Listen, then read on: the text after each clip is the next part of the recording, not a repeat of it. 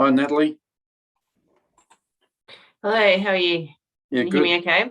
Yes. Yep. Oh, just setting myself up. Evening, everyone. Hi, Henry. Hi, Hi, Henry. Henry.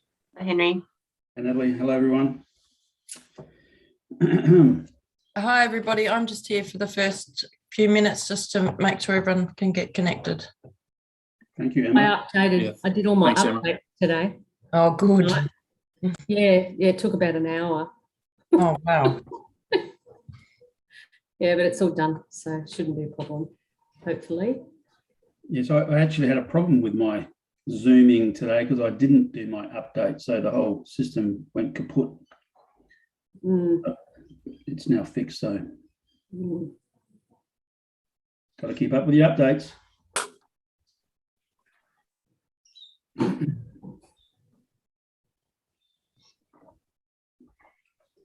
How's your world, Natalie? Yeah, good. Work Kids busy? back at school. Everyone's where they should be now, so it's a lot easier. Everyone's in their spot. So yes, never stops. There was that their water had that gas problem this morning, so I think that's all fixed now, but a bit interesting. What was that? A crew hit a gas line and caused a kind of major emergency out at Cumberland Park, and buildings got evacuated, and completely, I shouldn't say this, but yes, they're fixing it. I assume that's a no-no, rupturing a gas pipe. You would think so, wouldn't you? I thought it was a burst, but it wasn't. It was the maintenance crew. Right, okay. Well, self-inflicted. Yes. Anyway, all good. Apart from that, we're about to, we've got caretaker mode coming into play, and yes, that's all big week, really. Yes. When's caretaker triggered? 18th, 19th, the end of this week. Oh, wow, okay.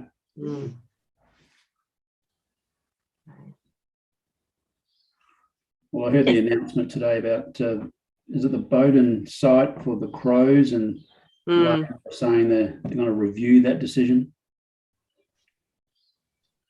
Yeah. If they get into government. Yes. I think everything's getting reviewed, and then you've got the whole, a friend of mine's very excited about the motorsport decision as well. Oh, right, yes. They've got a placeholder or something for the end of the year. Yeah. If they decide to change their mind. Yeah. There's lots of promises. I'd like to see them all delivered if they, traditionally half of them are not delivered. So we'll see. At least the election will be sort of a good run for, the local government elections and the way that it's going to work and all that kind of thing. Because they're trying to work out how I was seeing it on the news tonight that, you can do postal voting if you feel like you're going to get COVID, but then if you've actually got it on the day, you've got to go pick up an envelope, and I don't know who's going to be opening the envelopes, but people that have sent them in because they couldn't make it to the polling booth. So it's going to be very interesting to see how it all works. Yeah. No, I think local government will be fairly straightforward because we're postal vote anyway. We're all postal vote. So yeah. Look, if people, it just depends on how nervous people get touching paper and that type of thing. Yes.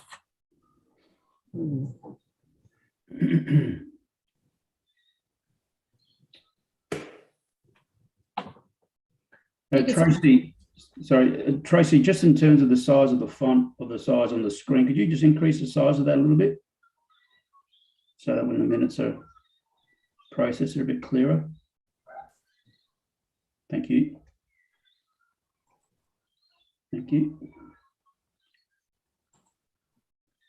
Let's hope we don't have any IT issues tonight like we did. Emma, can you just double check that that's going through YouTube Live for me, please? Yeah, it's live. Yeah, Yeah, it is live. Thank you. Am I right to mute it? Because I was getting a reverb back on that YouTube. I've got it muted. Can you hear through YouTube people talking? If you've got your YouTube up as well as your meeting, you can mute your Is it? YouTube. That's fine. I was just getting a feedback. That was all. Thanks.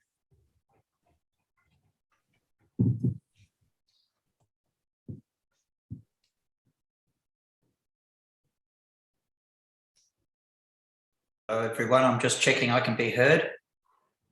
Yes, Yes, we we can can hear hear you, Peter. Good evening. Good to see you all without masks. Yeah.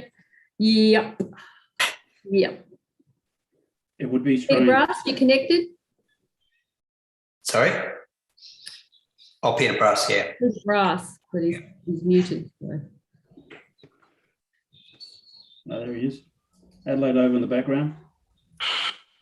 Yeah, he's just wishing. He's wishful thinking, I think. Yeah, wishful thinking that I was actually at a game. You wish. What's wishful Is that an thinking? actual picture? Is that an actual picture? Yes, it is. It's a background. No, it's a background. Just Yeah. one that I got off Adelaide Oval. Well, Peter, you should have Windy Hill. That'd be better. Well, it's not footy season yet. Oh, it's always footy season. Is it always footy season? Well, I might have to look for one for Windy Hill, I think, for the winter months. Yes. Okay, so we're all here? Yep. Okay. Is Paul with us at the moment? Yes, I'm here, Peter. Okay, lovely. Thanks, Paul. Okay. So good evening, everyone. Welcome to the Audit Committee of Council. Welcome the committee members, management and staff. We'd like to acknowledge that the land that we meet on today is the traditional lands for the Kaurna people and that we respect their spiritual relationship with the country. We also acknowledge the Kaurna people as the custodians of the Greater Adelaide region and that their cultural and heritage beliefs are still as important to the living Kaurna people today. Okay, I don't think we've got any apologies, motions to grant leave of absence, nil, no leave of absence, no non-attendance. So declarations of interest. Do we have any that we need to record in relation to the agenda papers today?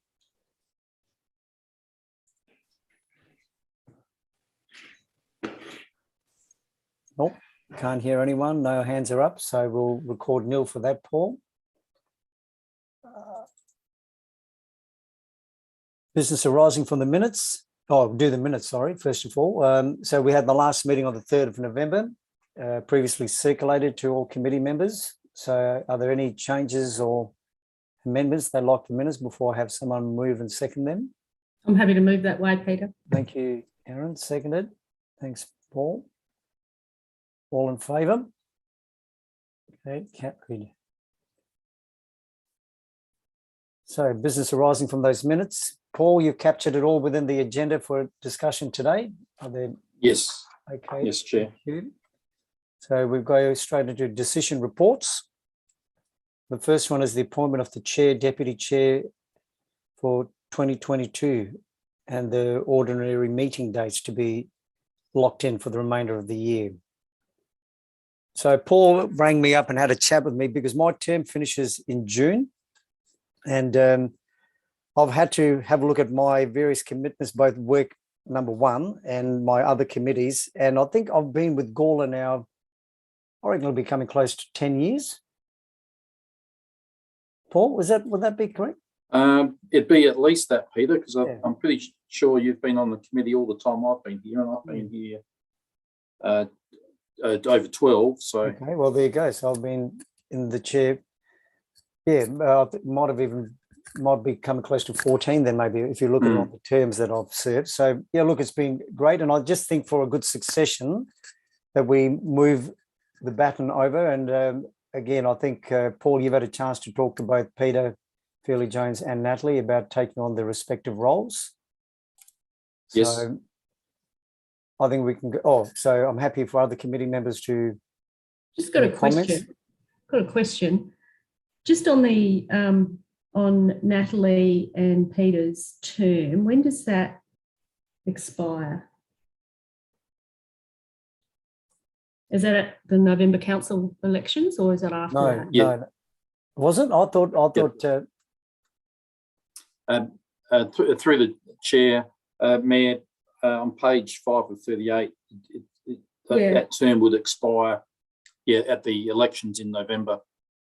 Oh, okay. So what's the plan for the new council? I'm just thinking, we need independent members to sort of stagger themselves across, or Yes. not all go.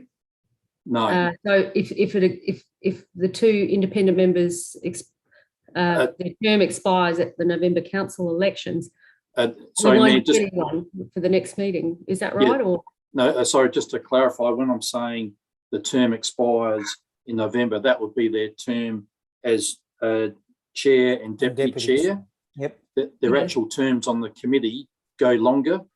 oh, okay. That's For the what very- I want to know. For the very reason you've indicated, such Yeah. that there's a crossover and that I we couldn't haven't got a remember. whole brand new committee in November. So that goes into the new term for another 6 months, 12 months? Peter Fairley-Jones and Natalie would be continuing on the committee until, not sure if the report says when their terms They're in there. expire, but we had deliberately set it up such that the independent members' terms weren't expiring at the same time as the council, and that there was a necessary crossover to have that continuity on the committee.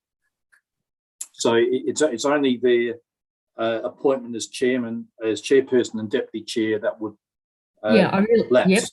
Yep. I just need to feel confident that they're still going to be there, but they will be. Yes, After correct. that. Okay. Thank you. And Karen, as you've raised that issue, we actually I had another meeting last night, and we're talking about the actual timing of the election. I think they're saying it's the 9th of November. Then you're going to have to get a new council in who, we're talking about timing of approving the end of year financial reports to getting in time. And I made the recommendation that maybe the LGA, on behalf of all councils in South Australia, approach the minister and extend that November date to December to give the new council a chance and new appointments to committees, members and so forth. So I think they were going to take it up with the LGA. So I don't know what's going to happen with that.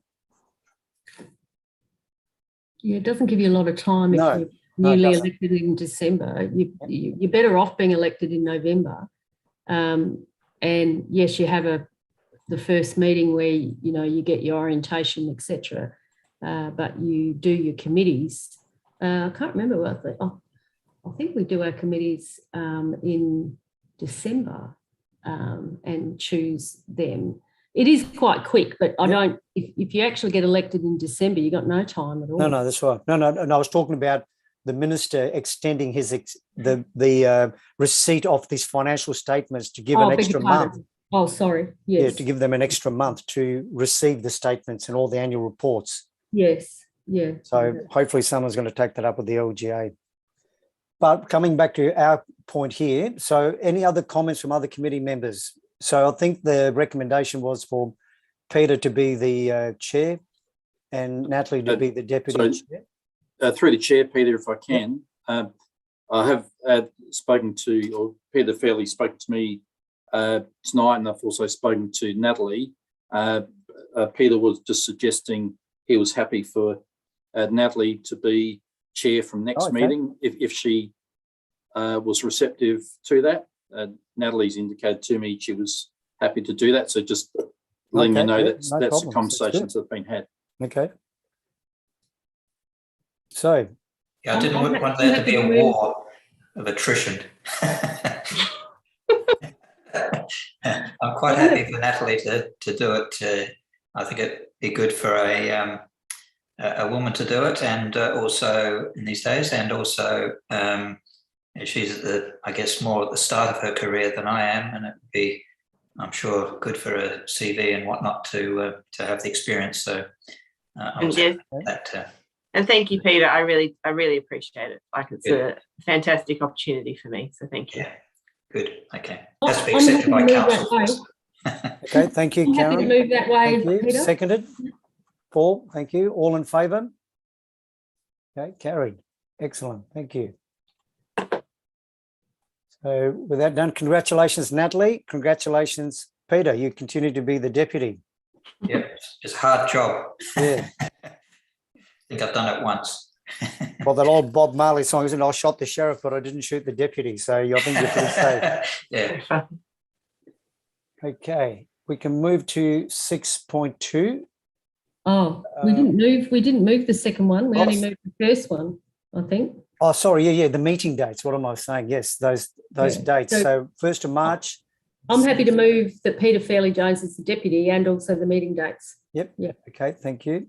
And Paul, you're happy to second that? Thank you. All in favour? Okay. Carried. Now, Paul, do you want to maybe let our external auditors know, especially that November 1 date, because I would assume that'll be the date that the financials will be looked at? Yes, I'll liaise with them on that. Yep, thank you. Okay. So 6.2, the external auditor's opinion. So this is the standard documents that they provide back to council after they've completed their audit. And I think this was issued back in November last year.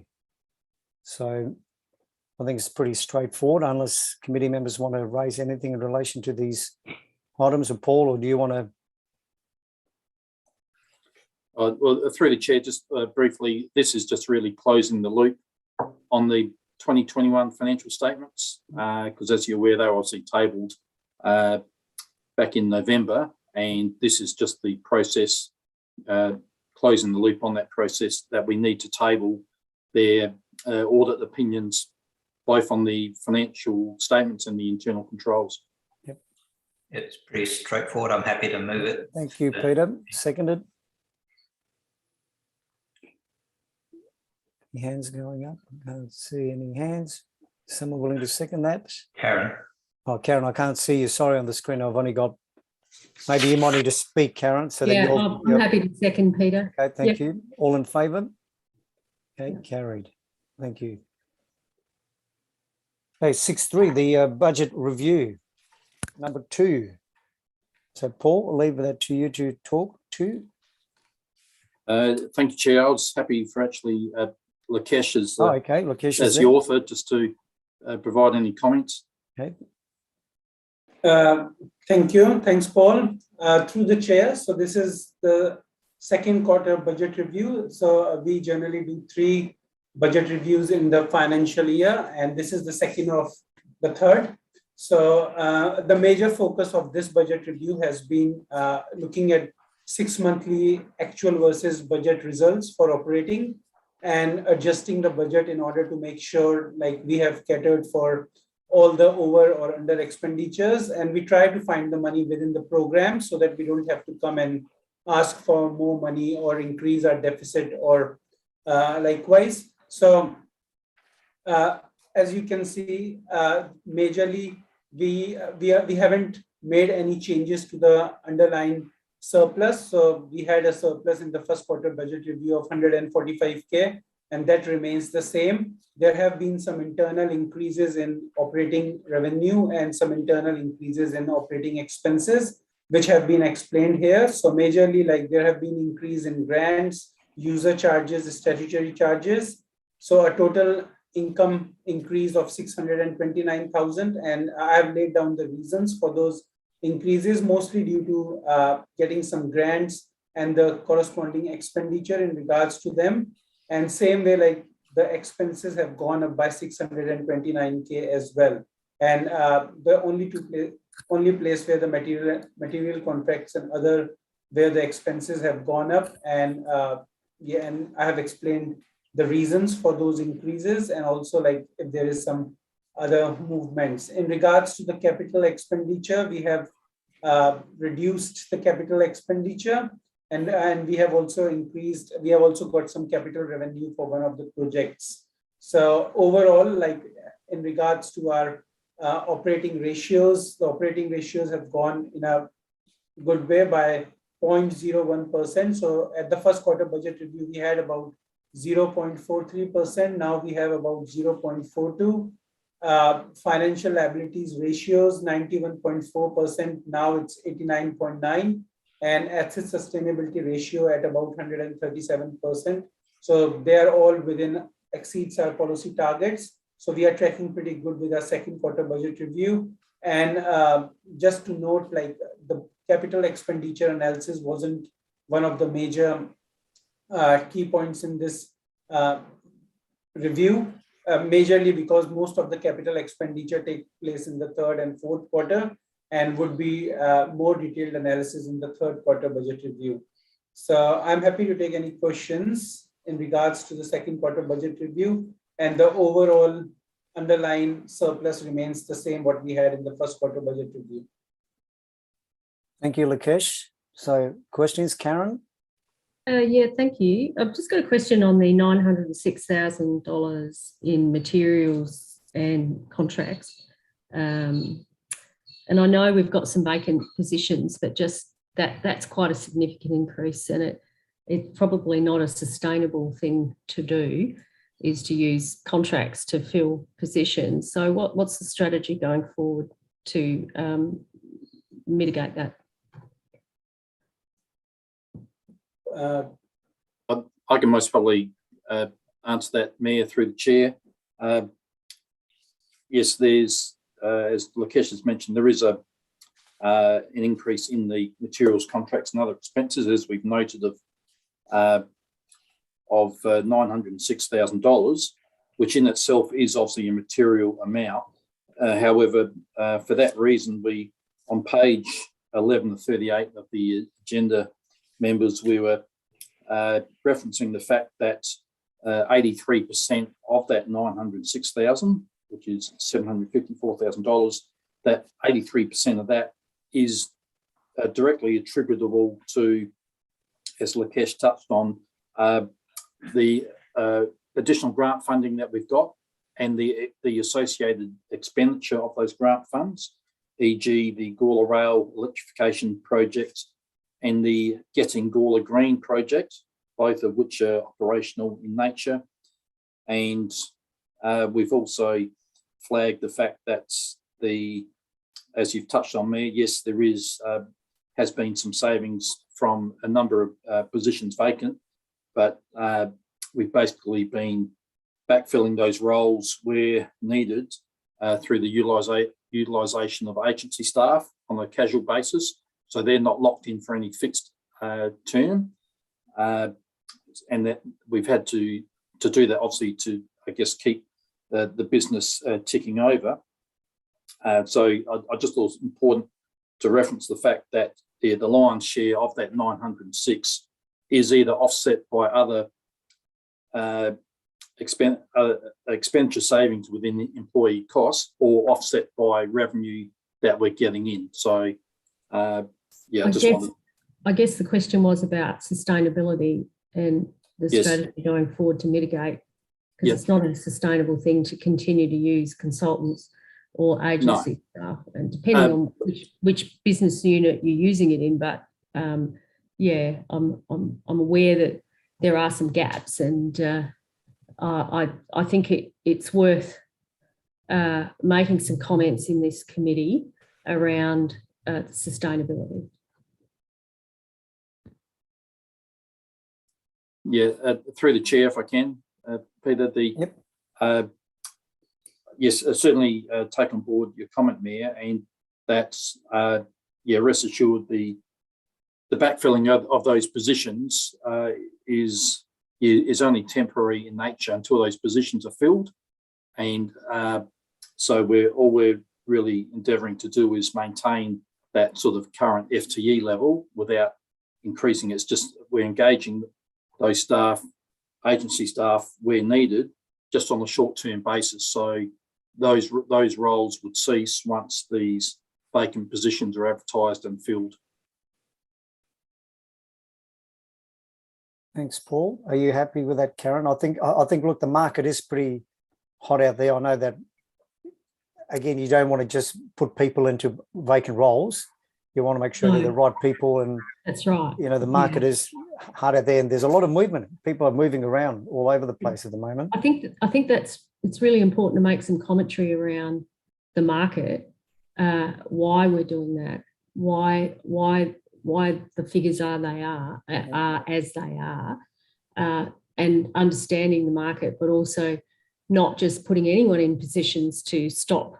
I'm not suggesting that we should not have consultants filling positions, but I'm asking for some commentary around how that can be mitigated given the market, and given that you just don't want to put anyone in positions just to stop using consultants. Mm-hmm. You want to get the right people, and how how maybe that's actually quite difficult at the moment.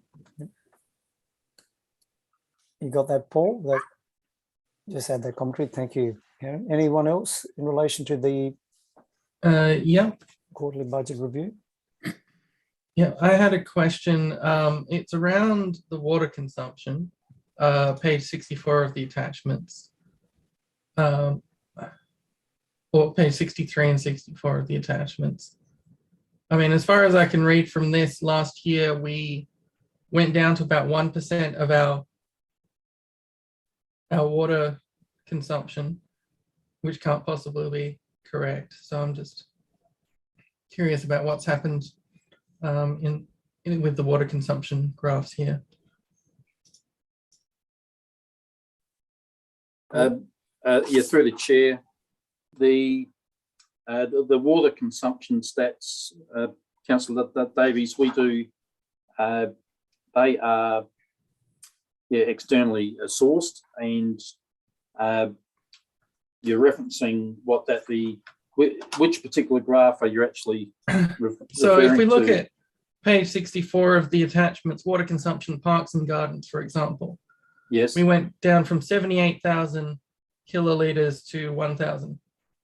Okay. So, what I just need to clarify there for you is the 78,000 kilolitres, that's for the full year. The next two bars on that graph, they're for the year to date actuals for 2021 and 21-22. And bearing in mind, I suspect the 1,120 kilolitres would have been the year to date actuals from the first quarter in 2021, which would have been from July to September, when there would have been very minimal, from a parks and gardens perspective, very minimal need for irrigation purposes. So just to be clear, the 1,120, that's not a full year.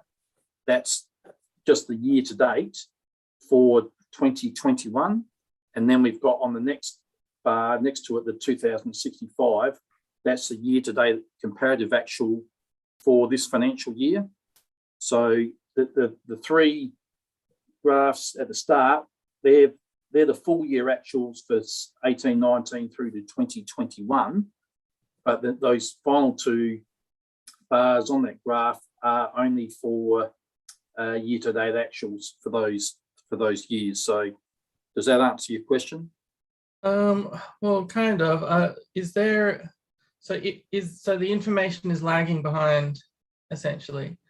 But is there a particular, because all of the other graphs are doing fine, I guess. Like, do we get the water like a year and a half later? The information? Yeah. Through the chair, to be clear, with each of those graphs, those three graphs for water, the first three bars are for the full financial years, for those respective years, 18-19 through to 2021. And yes, this is obviously historic information that we get immediately after each quarter. But what we're just demonstrating from a comparison purposes is what for 2021 and 21-22, we're just showing what the year-to-date comparisons were for those years. hence why from a year-to-date perspective, they're obviously far less because they only represent a potentially only one quarter, possibly 2 quarters for those financial years. That's why those graphs, those bars are very low, because they're not reflecting those full years. So you've got the first three bars are for a full 12-month period, and then the next 2 are only year-to-date for potentially only the July to September periods, depending on when we received the advice for the second quarter from SA Water. So Cody, I think what Paul is saying, it is lagged information. We're not getting real-time information put onto these graphs. Yeah, through you, Chair, I'd say that that's just the first quarter's bills that were received probably in October for the July to September period, which is traditionally very low because it's winter. And then you're waiting for the October through to December period, which is increasing but not peak. And then from now on, from this Christmas on, really December onwards, it's peak irrigation time, and those bills will skyrocket, and that's what you're seeing in the graph. So what you see in the first low point graph is just the beginning of the picture, but at the end of that year, it rose up to where the green bar is in the subsequent periods as the full year's bills came through. So there's some lagging, and it's also seasonal, I think. Mind you, if those last 2 bar graphs are well below the green, I'll be happy with that as well. Yeah. Through the Chair, if I can just also comment that, as we've I think commented in the comments box, and as Peter Fairley-Jones has commented, that the total water consumption for a particular year is not only driven by when we get the rain, but also how much we get when we do get it. And because as Peter's alluded to, the July to September period, that will be when there'll be a lack of demand for irrigation. So I suspect it'll be in the next quarter, the third and fourth quarter, when we'll start to see those graphs spike. So at the water consumption for any particular given year that can fluctuate up and down like a yo-yo, depending on how much water we get and when we get it. Yep. In terms of rainfall, I mean. Paul? Yep. Yeah, just staying on that graph, it talks about a significant graph 24.2. It talks about a leak and trying to recoup the money. Who would that be from? The cost recovery. Through the Chair, I'd need to take that on notice unless Erin, you know anything in that space? Through the Chair, I believe it's one of the sporting clubs, but I'd prefer not to quote a name, so we'll take that on notice. Yep. And the other question is, if you look at graph 24.2, the water consumption is going up. We've invested a fair bit in the central controller, putting more staff on, managing irrigation, etc. So I would have sort of expected that, the consumption to go down, not up. Plus, we spent a lot of money on those gypsum monitoring devices you put in the ground, the soil sensors. So we've actually invested a lot of money and resources. So I was sort of hoping to see that figure go down, so it's progressively going up. So any comments there? Yeah, look, through the Chair, certainly valid points you raised, Councillor Caution. And yeah, aware of in the last few years, yes, it has been that focus on sort of more efficient irrigation. Certainly acknowledge that. I think as I touched on before, a key point of reference is actually graph 24.4, which is the year-to-date rainfall, because as you've sort of alluded to, with the sort of smart equipment we've got out in the field, if there is, as I understand it, if there is rain that occurs, the system's smart enough to turn itself off. It does. That's what the central controller does. Yep. Yep. So in that event, if there was rain during a peak period of summer, then that would have the effect of switching those systems off. So yes, I'm aware that there's been a number of strategies, initiatives we've put in play to hopefully reduce the amount of water consumption. But again, I guess refer you to the fact that the demand for water across the whole council area will be informed by a number of factors. Obviously seasonal, as Peter Fairley-Jones mentioned, but also the quantity of rain we get when we get it, but also importantly noting that, as you'd be aware, the amount of green space we need to maintain, which is in itself is a separate graph, that has been incrementally increasing in recent years. And I think that graph was reflecting, I'll just quickly look to see which one it was, but I know in one year there was an increase of 10 hectares. So if I refer you to graph 12.1, which is hectares of open space maintained, you'll see from 2021 to 21-22, the last two graphs. Well, sorry, from 2019-20, the red bar to the green bar in 2020-21, there was an increase of 10 hectares in open space maintained. Now, that doesn't necessarily mean, members, that all of that space is what we call sort of Class B of a highly irrigated standard, but nonetheless, it's safe to say that there would be a sizable component of that open space that relates to irrigated reserves in new developments, which obviously then immediately brings the consequence of an increased water demand for the whole council area. So just reflecting that would also be another trigger for why water consumption overall would stand to increase, but noting, as you say, rightly say, Councillor Gosh, we do have strategies in place to try and mitigate that as much as we can, noting that the cost of water is not cheap. So we're trying to make that as efficient as we can. I suppose, and just a final point, we're doing an operational review at the moment where we'll be looking at service levels. So would that be an opportunity to maybe look at the service levels for those green open spaces?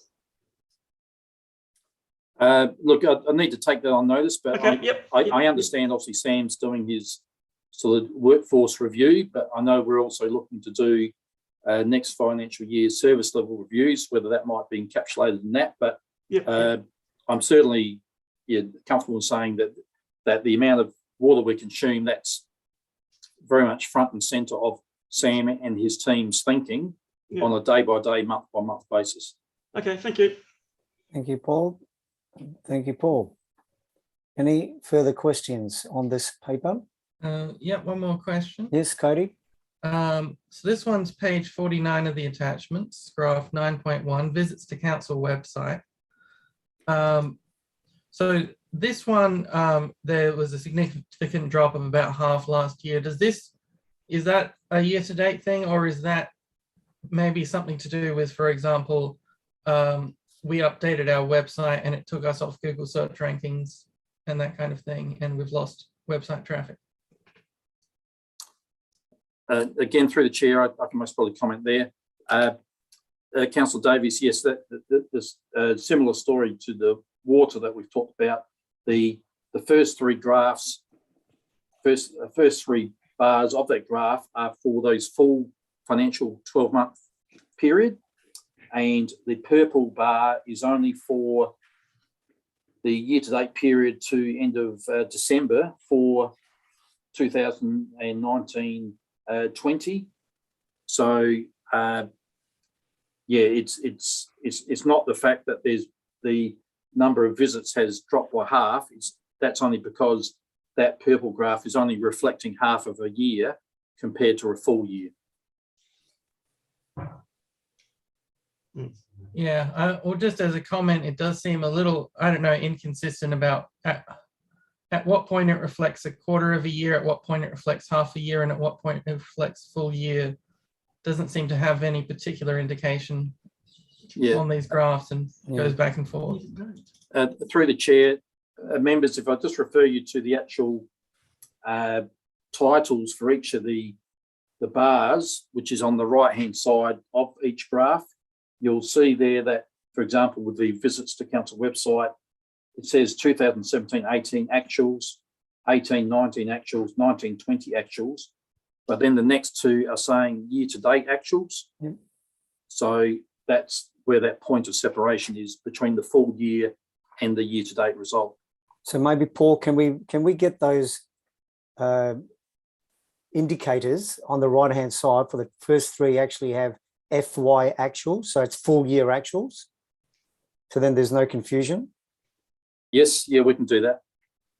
Because I think it applies to every one of those graphs. Correct. Aaron, that's doable, isn't it? If it's I have an Excel spreadsheet, anything is doable, Paul. You know that as an accountant. Yes, I thought I'd just better double check. Okay, thank you. Was that okay, Cody? Did that? Yeah, that's all good. I'm just yeah, it's mostly just comment about the readability of the graphs. Some of because I understand that some of them it all looks the same because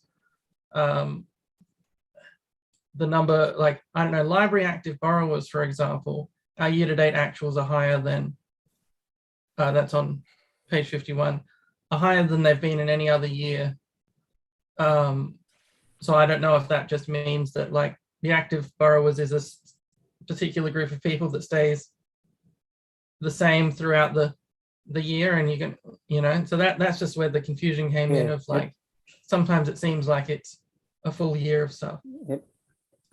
Well, that's the same, like, if you look at, I think it's graph 7.6, the number of FTEs, that's full. I mean, that's your FTEs for the full year. It's not going to change from quarter to quarter unless there is a big recruiting drive or so forth. So that is there, and you just review that over in the previous years to see how the movement is going from year to year.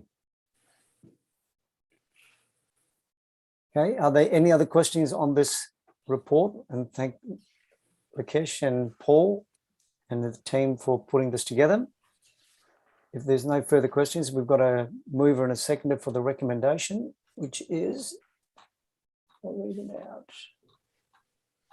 top of the page. For the second quarter budget review be adopted, which estimates the unchanged operating surplus of 145, and the revised budget position is further informed by a decrease of 173 in capital expenditure and an increase in capital grants of 59. So someone to move that way, please. Thanks, Peter. Seconded. Is anyone? I can't. I've only got 5. I can second. Thank you, Cody. Was it Cody that seconded? Natalie, I'll do it. Oh, Natalie. Okay, thank you, Natalie. It's just that I've only got 1, 2, 3, 4, 5 faces up on the screen at the moment. I don't have all attendees. Okay, so all in favour? Okay, thank you. Okay, 6.4, the implementation of statute amendments, the update of all the different changes that's coming our way. I'm happy to move that way. Okay, thank Peter. you. That's Karen here. Yep, thank you, Yeah, Karen. I'm happy to second that, Peter. Thank you. Yep, Ready? read it All all. in favour? Unless there's questions on it, I think it's pretty straightforward. And look, I've been seeing these similar papers through all the other audit committees as well, and it looks like every council is on top of this issue, and you know, really plotting it well as to what it is that needs to be done to ensure compliance with the new legislation. Okay, 6.5 is the Treasury Management Review for 2021. So is Erin talking to that, or Paul? Or? Yes, I can talk to it, Peter. Lovely, thank you, Erin. Okay, so through the chair, this is the Treasury Management Report that we present on an annual basis. In conjunction with the report, we have been requested in the past as well to review the policy, so the Treasury Management policy annually, which we've done. So there's just two things that I want to bring to your attention in this report. So the first one is the draft policy, which includes changes to the net financial liability ratio target, which is based on some feedback from this report that the current threshold of 0 to 100% was just too broad. So what we are proposing is to continue with the 100% maximum threshold, so keep that the same, but amend the policy to propose some aspirational targets of 75 to 50% over the next 5 years, noting that one, council has an increased focus on reducing debt, and the second is that we do have the ability to review this policy annually. So if there are some things that come up, then we've got the capability to amend these targets if required. Secondly, if you refer to page 20 and 21 of 38 of the agenda, we also want to bring to your attention that council was working outside of the current debt split between fixed and variable interest, which is in the policy. However, as noted in the report, it would be financially irresponsible of council just to transfer a portion of its debt to fixed just to adhere to a policy when currently the variable rates are substantially lower than fixed. Should also be noted that within the policy, we do provide for a caveat that says that these targets may be temporarily exceeded where to do so is in the interest of the community. I'm happy to take questions if none of that made sense. Thank you, Erin. Open it up to the committee members.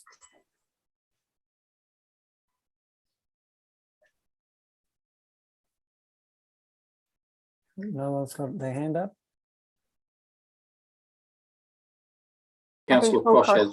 Okay, Councillor, sorry, I can't see. Paul, yes, please. Look, yeah, I'd like to just say I support the movement for the net financial liabilities ratio to have that 75 and then 50% aspirational figures, because it sends a very strong figure to elected members and also the community that we're actually looking to drive our debt down. Because if we don't do that, that we won't be able to open up borrowing capacity for later on when we do the next iconic project. So if we just keep it up at 100 and it sits there, we've got, there's less, there's less signalling that we'll actually achieve to get our debt down. So I'm quite happy with that, because I've always thought that between 0 and 100 seemed a bit odd anyway. So it's nice to put some aspirational figures in there. So yep, I'm happy with that. Thank you, Paul. Mind saying a few words, Peter? Yes, Karen. Yeah, I concur. I think those comments in 4.4.8 are good. I think the maintaining some flexibility around variable rates, and we don't know what the next 12 months will bring. There is talk that interest rates will go up, and we need to maintain our flexibility. So I think the wording in this policy seems to capture that. By my reckoning, but yeah, happy to hear what the independent members might think. Peter or Natalie? Yeah, through the chair, I agree with what's been said, that I think it's good to show that we are monitoring it and we are updating it on a timely basis, and trying to, as Paul said, reduce debt, ready for the next iconic project. So I'm really happy with the updates. It's really good that the previous feedback's been taken on board and it's been updated accordingly. Thanks, Natalie. Chair, Peter, if I could just comment further to what Erin said. I guess for the benefits of Natalie and Peter and yourself, Chair, the aspirational targets we've put in, we haven't sort of just plugged them out of thin air, so to speak. What we've the percentages we plugged in is really essentially with what we're looking in the long-term financial plan already, based on council's desire to reduce debt. So the two scenarios we've been looking at from a long-term planning perspective are very much predicated on debt reduction. And those two scenarios, for those, the estimated results for 2025 and 2027 are essentially of round about those percentages. So we were just of the view that the policy would sort of provide extra weight to that desire to get this ratio down. Yep. Excellent. Thank you, Paul. And I think the other message it's also sending is come November, and if there's new councillors around the table, that they understand, coming back to Paul's point, that this is all about long-term financial planning. So I think it's good that it's now been locked into the policy as well. Okay, any other questions, comments on this paper? Peter? Yep, Peter, thank you. Yep. Yeah, I've just got a comment really in relation to the current ratio of CAD to fixed. We've got very low fixed at the moment, and if anything, there's a risk to interest rates going up. In fact, everybody's talking about it already, and people who got mortgages are starting to lock into fixed rather than keep it floating. So I'm just wondering whether it's not timely to have a bit more of a look at whether some of the cash advances be converted to a fixed as part of a strategy. I understand the interest rates now are higher than the cash rate, but it doesn't take much for that to be reversed, and the fixed rate is locked in for a long term, whereas the cash rate could do anything over the next 10, 15 years. So just in terms of risk management, it may be worth having a bit more of a look at the strategy there, and getting some advice perhaps from the LGFA. Thank you, Peter. Paul, you take that on board? Yep. Yes, Yep. Look, through the chair, rest assured, we certainly do monitor the interest rates on a regular basis, and I totally concur with Peter's comment that, yes, our understanding internally is, and sort of been well documented in the media, that interest rates are likely to rise later this year.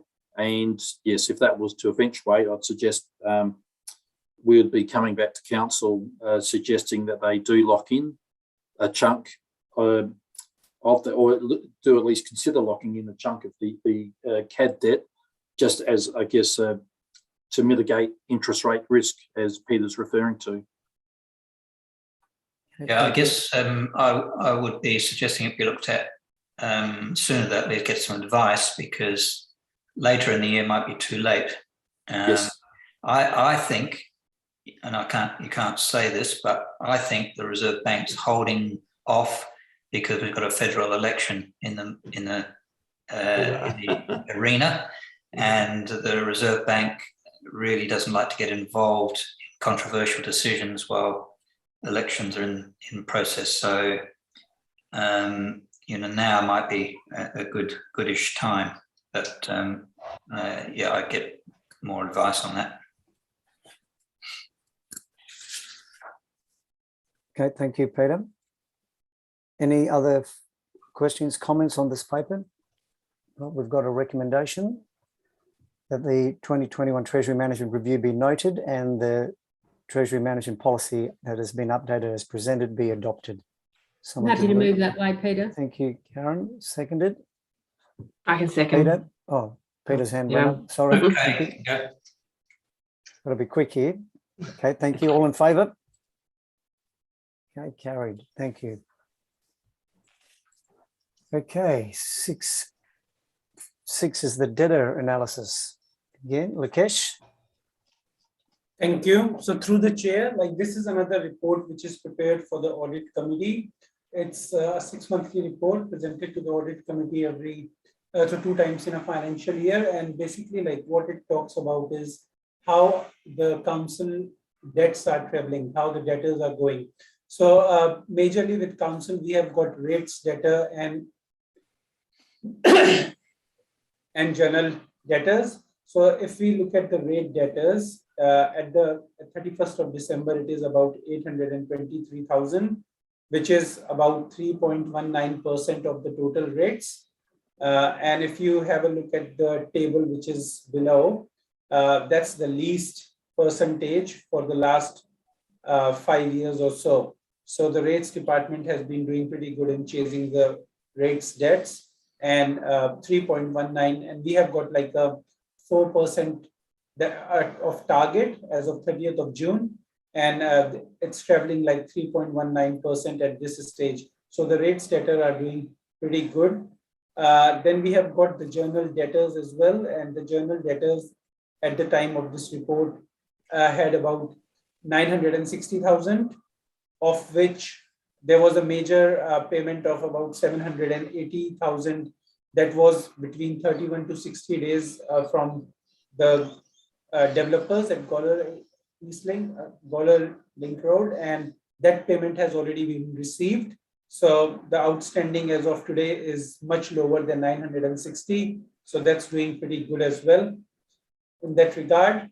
And yeah, so majorly like there aren't any big debts which the council should be worried at this stage. In regards to the sale of properties for non-payments of rates, there is about 32 properties currently which are in that category where council can start with selling or taking an action or sending notices. There will be a separate report that we are looking to present in the future audit committee with that sale of properties for non-payment of rates, and will update audit committee on any actions. But in the meanwhile, we will be sending some letters to those property owners, reminding them of their rates. So I'm happy to take any question on that report.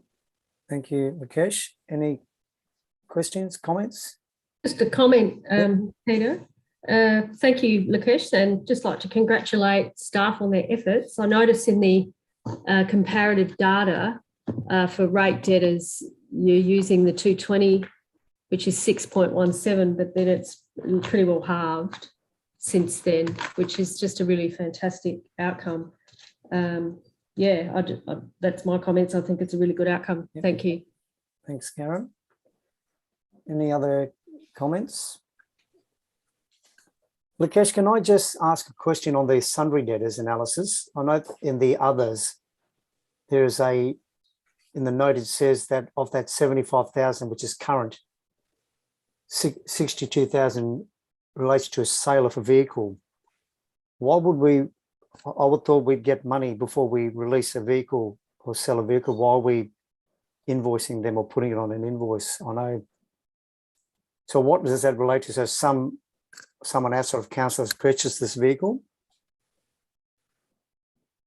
And I have to take that question on notice. I'll investigate and I'll give you an answer unless Paul knows anything. Through the chair, Peter, when I was reviewing this report, that thought process jumped out of me as well, that you'd normally get the sale proceeds at the time, but we can follow that up for you. But it certainly does. I know it does relate to the sale of changeover of one of our plant items, but we'll take that on notice and provide a subsequent response. Okay, thank you.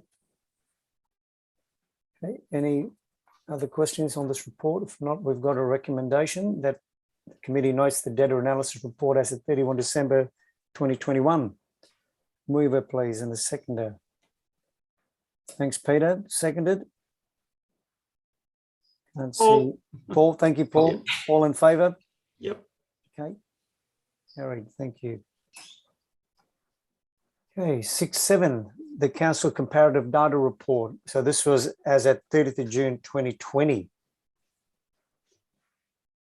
Yes, through the chair.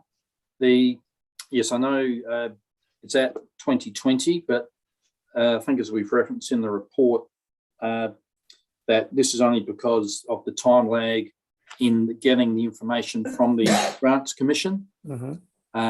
So yes, recognise there is that considerable time lag, and I guess from my perspective, Chair and members, the two comments I was sort of keen to highlight was certainly some of the graphs do confirm, emphasise what we already know in terms of ourselves and Mount Barker are certainly out there in terms of being major growth councils. A couple of the graphs reflect that, and also, I guess similar to previous years, wanted to reference the fact that I think we've graphed 12, I think, which is the net financial liabilities ratio. One that, yes, acknowledge looking at the graph at face value, where certainly at a comparatively high rate compared to those councils we're benchmarking against. Sorry, this is graph 13, not graph 12.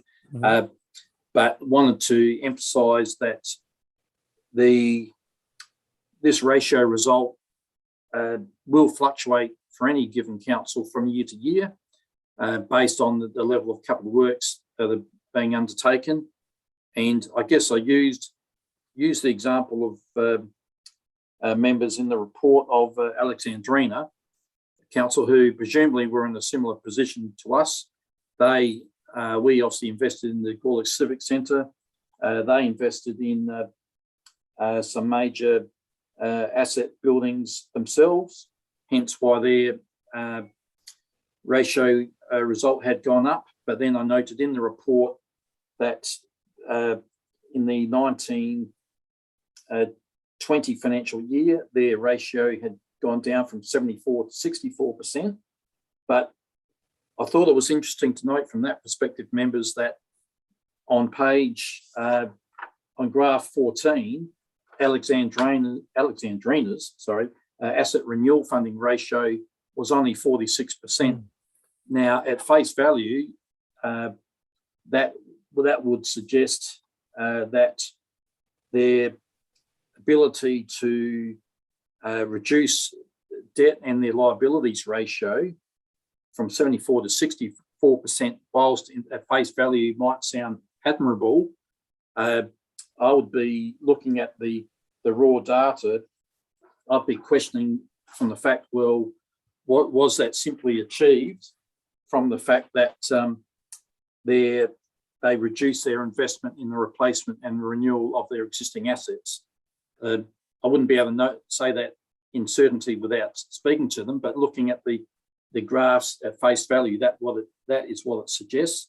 And as members are aware, the administration has continued to advocate that we shouldn't compromise our ratio target of 90 to 100% relative to the asset renewal funding ratio. So we don't want to compromise our investment in replacing our existing assets. It's more the investment in new and upgraded assets that's the discretionary component. But I just thought the Alexandrina example was a good sort of case in point, but happy to answer any questions or comments that members may have. Thank you, Paul. Any comments, questions in relation to this report? Peter? Yes, thank you. Yes, just a question in relation to, I was looking at the comparing Gawler and Mount Gambier, which were very, very similar in many respects right the way through. And except in one area, and that was the average rate, residential rate. So whereas the revenue is very similar, all sorts of other measures are very similar for the two councils, the average residential rate in Mount Gambier was 1,239, and for Gawler it's 1,835, and I can't work out why there is such a difference with all the other measures being so consistent. I'm not sure if it's got anything to do with the FAG grants, but Yeah. Yeah, through the chair, Peter, that is exactly the reason that I've put as on page 184 of 217, because historically, in the last sentence, I'm saying in relation to Mount Gambier, however, this is heavily influenced by the comparatively high financial assistance local roads grant funding they receive. And I don't know the actual quantum of the dollars, but I do know anecdotally, historically, that they've had their FAGS grant has been way higher. Hence, all else being equal, they've got the capacity to have lower rates. Any reason why they would have such a significantly higher FAG grant than you guys? Through the chair, I'd love to know, because I'd love for Town of Gawler to be able to latch onto some of that. But yeah. but what I do know, Peter, is anecdotally through the Grants Commission, they've always been very clear with the very complex, convoluted calculation methodology that apply in determination of the FAGS grant, and they say that's deliberately done so that no council can sort of deliberately sort of use a backdoor mechanism to increase their grant. Yeah. But yeah, I would be pretty curious to find out as to why Mount Gambier, as you say, which is sort of comparable in many aspects, why their grant would be so much more, not only than us, but a lot of the other councils as well. Yeah. I think also you might want to think about this, whether another graph with the FAG grants included would be useful in this comparative data, because it is a significant factor that those with higher FAG grants should have lower average rate amounts, but be interesting to see if the pattern's there. So that was really my only observation. Thank you, Peter. Okay, any other questions on this report from all? If not, we've got a recommendation again that the Audit and Risk Committee notes the Council Comparative Data Report as of 30th of June 2020. Someone to move that way? Happy to move that way, Peter. Thanks, Karen. Seconded. Peter, thank you. All in favour? Okay, carried. Thank you. 6.8 is our Audit Committee Self-Assessment Survey. So is Tracy going to talk to this, Paul? Or Look, she's busy focusing on the minutes. Yep, no problems. Okay. So, but thank you, Tracy, for putting this report together. Yeah, through the chair, this is, as you're aware, members were invited to do the survey, and thank you for participating in that. What we're just tabling for information purposes for you tonight is the results of that survey. I guess from an administrative perspective, Chair, pleased with the results because there's, as you'll see from the various tables we've included, I think we referenced in the report there was only one instance throughout the whole survey of one reference to disagree. All the other ones were either neutral, agree, or strongly agree. And also I did reflect on what the results were from the previous survey that I think was undertaken I think 2 years prior, and a very high degree of similarity between the results. So I saw that as a good sort of consistent outcome, but happy to take any questions or receive any reflections from members. Okay, thank you, Paul. I was thinking it might be worth adding a point two, basically that a report come back to the CAP with options for addressing concerns raised in question 12 of the survey. This is the one that a majority of people did not select agree on. I wasn't part of this survey because I wasn't in last year, but I think this is the one about the opportunity to attend talks and seminars and briefings, I know it will be of particular importance next year as a new council comes in and potentially joins the audit committee.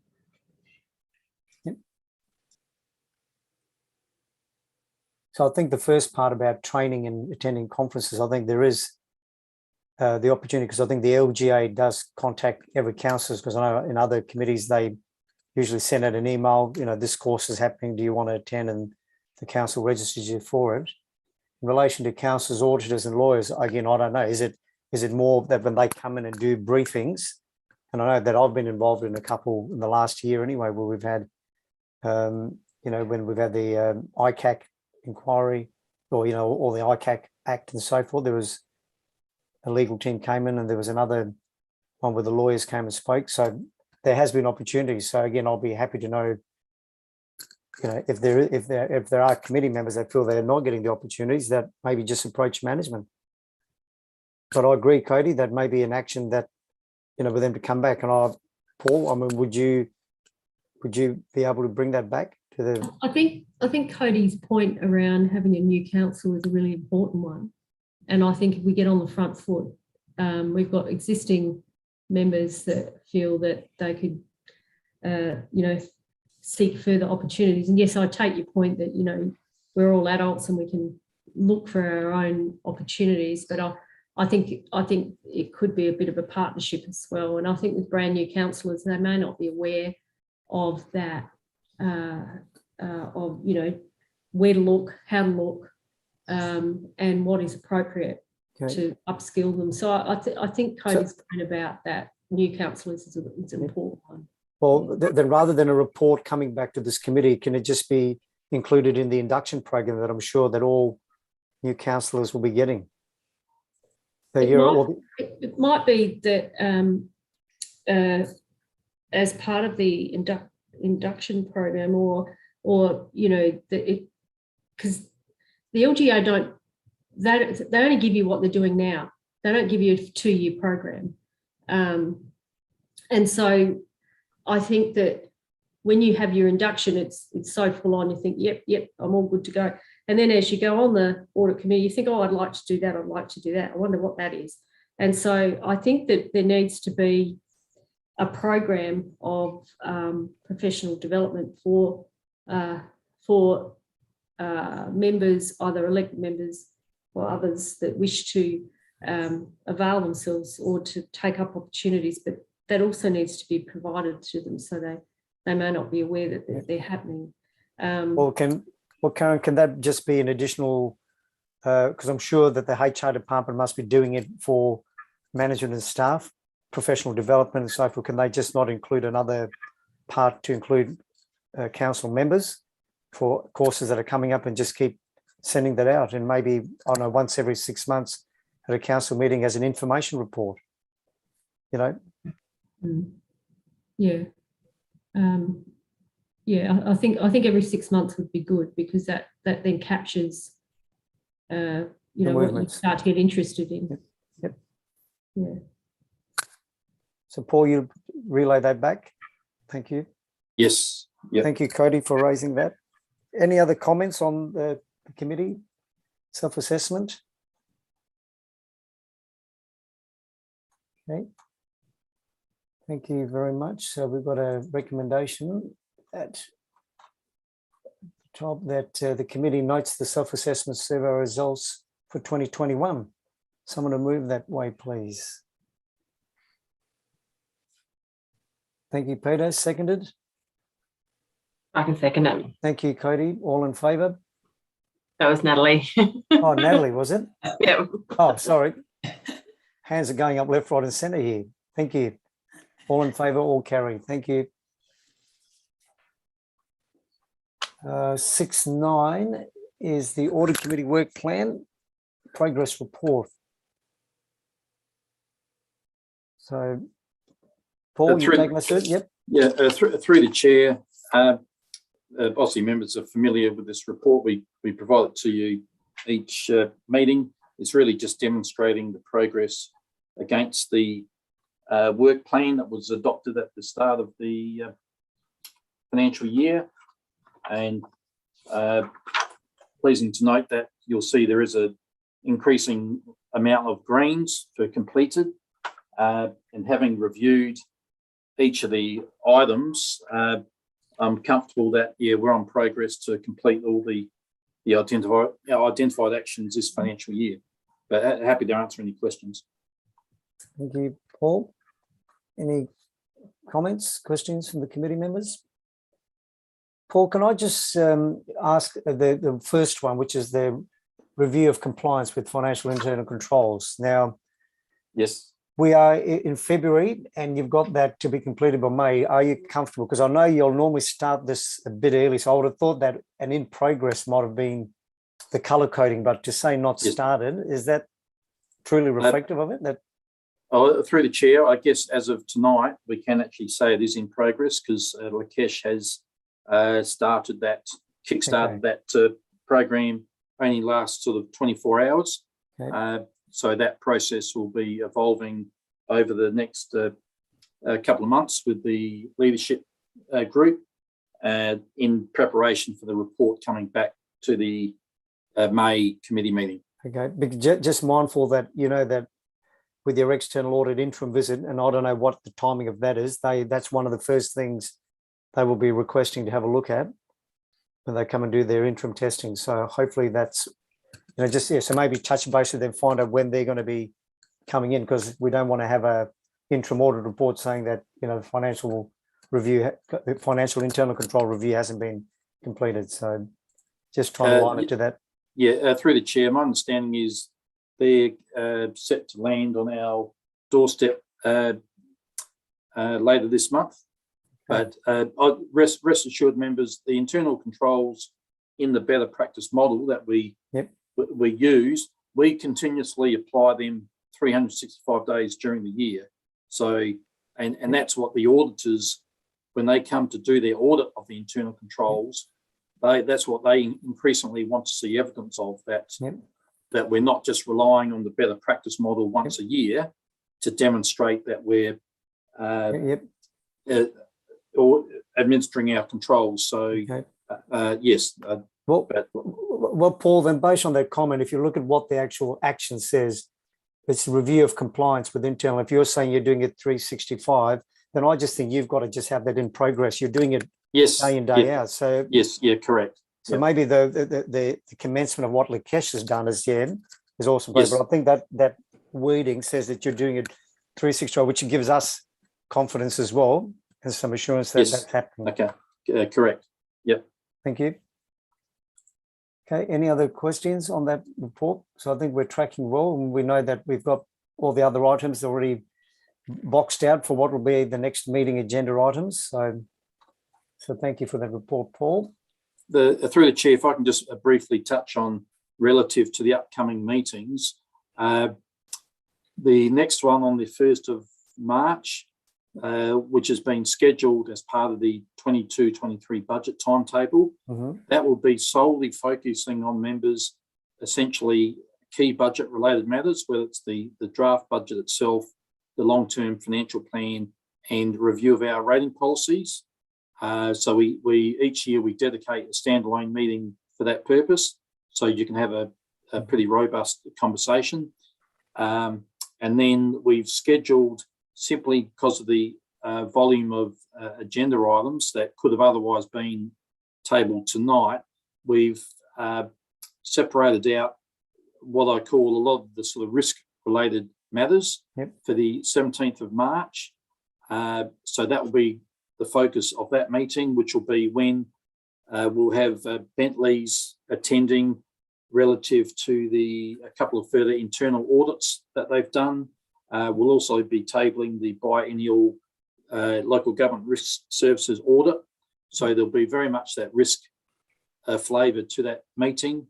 And then the May meeting has been timed around the committee having a second bite of the cherry, so to speak, a review of the draft budget and prior to it getting formally adopted. So we have scheduled in an additional meeting, but that was simply due to the fact that some of the other reports weren't quite ready to be tabled to this meeting. And if they had been, we would have had, I think, 18 agenda items, which we just thought was a bit unfair to do justice to in one meeting. So we essentially split them between sort of key finance related matters tonight and other sort of not so finance related matters from a risk and WHS perspective for the mid-March meeting. Okay, thank you, Paul. But Paul, can I maybe then also then get another line added in this work plan for 2 external audit? Because while that speaks about us reviewing all their management letters, can we also make sure in the next March meeting we actually get their audit plan? Because that hasn't been presented. And if they're turning up in April, we need to look at that plan at the March meeting, please. Yes, I can do that. So just keep that as a standard line as well. So under external audit, it's review of external audit annual audit plan. Thank you. Okay, any other questions, comments from the committee? So we got notes, then we got a recommendation. Oh, sorry.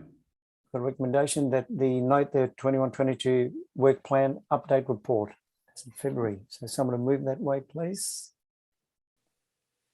Thanks, Peter. Seconded. I'll second it, Peter. Thank you, Karen. All in favour? All hands are going up. Thank you. Okay.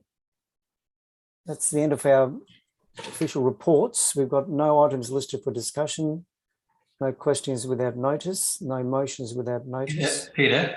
Yep. Sorry, could I just maybe ask a question without notice? Yeah. I think it's always good to raise the issue. This is a question really for Henry, CEO, as to what might be keeping him awake at night, if there's anything that we should be aware of that's not being covered in any of our reports. Maybe also the Mayor, if there's things that she's aware of that we maybe should be aware of as well. Maybe there's nothing. Well, I'm happy for Karen to go first, if you like, Karen, in terms of what's keeping you awake. I think the Treasury Management policy dealt with that with debt levels, and I think Peter fairly judged your comments around interest rates really important and maintaining flexibility so we can jump. When we were having that discussion, I think Peter Brass, I think that was well over 12 months ago. It just took, I thought it took too long to get that in place when we were changing things with the Treasury policy. So I'd really like to see some more sort of more being more nimble, because we might have to be if they're going to bring in interest rate rises after the election, and you don't know what's going to happen.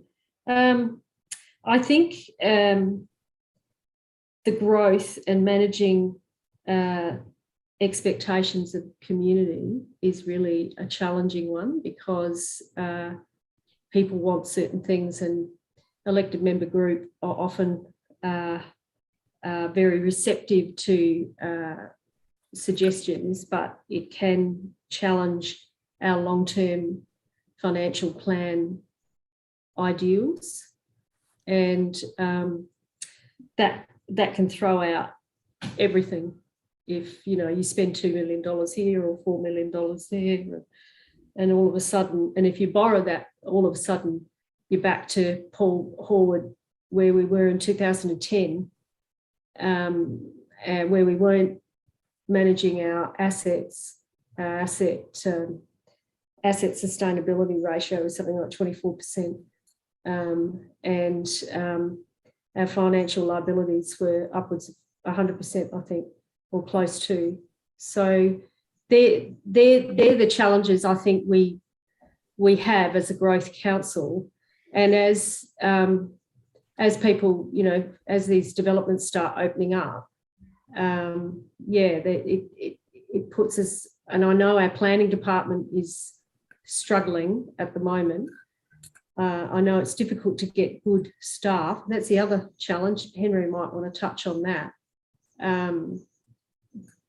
Recruiting good quality staff is not easy in the current climate, and that could be one of our biggest challenges, I think.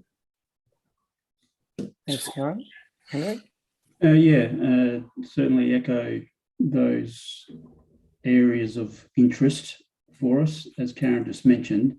And so further to that, COVID has been challenging for, the community, obviously, and organisations, including local government. And fortunately, we have had a small number of, unfortunately, we've had staff that have been impacted by COVID, but fortunately, only one staff member has been hospitalised and was in ICU, but that staff member is back, and most staff that were impacted are now gradually coming back into the office, although we still have a split work model, staff working from home, but we're transitioning back. And state government announced, I think it was last week, about targeting a 50% return to the work environment. But further to COVID and the economic stimulus and the economy broadly, our engineering department and planning department, as Karen mentioned, have certainly suffered as a consequence of the economic climate, where engineering staff are being poached by the private sector from local government. Planning consultancies in particular are also targeting local government planners.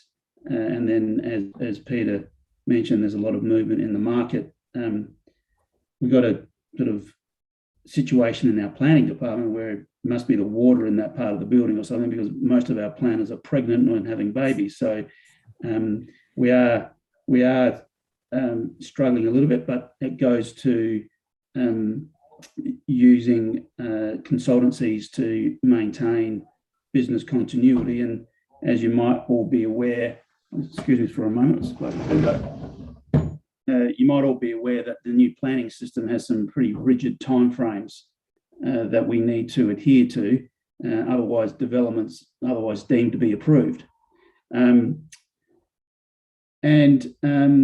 Further to, so we're working through that, but we've maintained, as I say, business continuity. In terms of staff movements, it might just pay to make reference to the fact that Mr. Horwood has announced his retirement and is looking at leaving us towards the end of the year in October. So you won't be able to fill your shoes, Paul. Big shoes to be filled. So, and members of the audit committee might be aware that late last year we had two long-standing members of the executive team leave us, Ryan Viney and Erin Finlay. And that was a sad day on I think it was the 25th of November, a couple of days before my birthday. We had a celebration in terms of their contributions to the organisations, but it was a sad day in terms of them leaving. But that, and with Paul advising me that he was retiring, I took that as an opportunity to have a think about the structure, and we are looking at a restructure, and I look forward to presenting some information about that to the audit committee for information to keep you informed. And I will be doing so with my there's a performance review, a CEO performance review meeting happening next week, and I'll be presenting some information about that to that committee next week. But there is a change occurring relative to the executive team, and so I certainly feel that that's an appropriate time to refresh a structure that over time has been refined, but the fundamentals of the structure have been in place for a good 9 years, and it's sort of served its purpose, but it's time to refresh, and it's time to set the foundations for the next, transition of Gawler, which is, continuing to be a significant growth area. And as you know, and if boundary reform does materialise in the next number of years, then I certainly see this as an opportunity to set the structure up for that change process. And one other sort of points of interest, but another factor that I think the audit committee need to be aware of, and I'll be again talking to the performance review committee next week, is the workload of staff, the resources that we have, which we're managing as best we can, but that the staff are feeling to a large degree overwhelmed in certain pockets of the organisation. We've recently completed a pulse survey, and that'll be presented to my performance review committee for a conversation in this regard. But that is certainly quantifying where staff are at relative to workloads, and the implications and impacts that's having on certain parts of the organisation, which hopefully part of my thinking also is relative to the organisational restructure to see whether that can help. So there are some of the elements that are at play, all manageable, all being worked through as a collective, and during these trying COVID times, maintaining sort of business continuity, which is what we're doing. Well, thank you both for that. That's very interesting. Thank you, Henry, Karen, and thank you, Peter, for your question without notice. That's been good information, good intel. Okay, so if there's nothing further, I can officially close the meeting at 8:29, and thank you all for your participation tonight. And looking forward to meeting up at the next meeting on the 1st of March, whether it's in person, live at the council chamber, or via Zoom again. Thank you all. Have a good night. See ya. Yeah, thanks, Peter. Thanks, Chair. Thank you all. Everybody.